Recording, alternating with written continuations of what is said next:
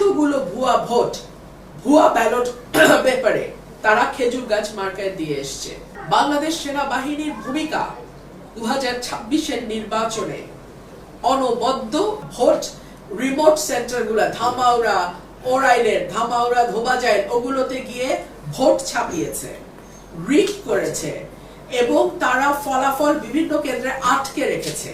গতকালকে রাতে উচালিয়া পাড়ায় রাত 10:30 পর্যন্ত আমি কেন্দ্রের ভিতরে ঢুকে 5 বারের মতো ফল গণনা করতে বাধ্য করেছে এবং দেখা গেছে এতগুলো ভুয়া ভোট, ভুয়া ব্যালট পেপারে তারা খেজুর গাছ মার্কায় দিয়ে এসছে এবং তখন আমাকে তারা মারতে গিয়েছিল বিএনপির লোকজন।